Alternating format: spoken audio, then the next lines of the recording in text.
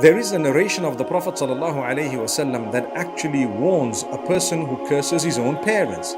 So when he was asked, how would one curse his own parents? He said, well, you find a man cursing the parents of another man, and as a result, that man then curses the parents of the man who initially started all the cursing. So he would have cursed his own parents by the reaction which happened as a result of his action.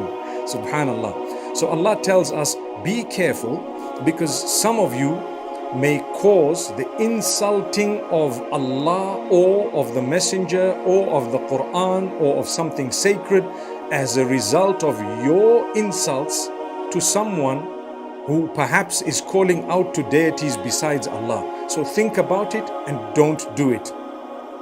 You would not gain anything by cursing and insulting or swearing or mocking at those who worship deities besides Allah. You wouldn't really be inviting them towards goodness by that mockery, by that insult. Instead, you will lead them further into hatred such that they will begin to say things that are insulting to you, your faith, to Allah, to the Messenger, etc.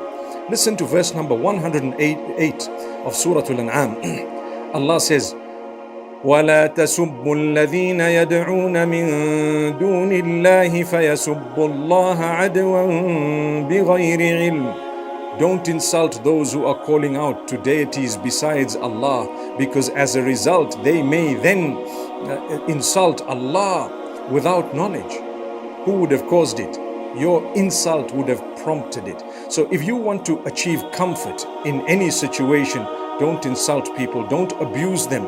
You disagree, express that disagreement with utmost respect. Respect yourself to begin with, and then respect others. If you really care for mankind and you really care for people and want them to see the truth will never be communicated to them via insult and abuse. Rather, it will be done in a very respectful manner that is convincing. May Allah subhanahu wa ta'ala guide every one of us. So this is something that's very interesting. We are taught not to insult those we disagree with, and this is the highest form of disagreement.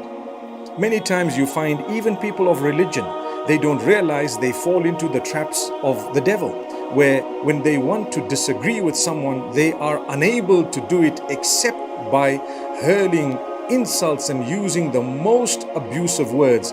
Yet Allah is telling you, those who are perpetrating the gravest crime of shirk, they are associating partners with Allah.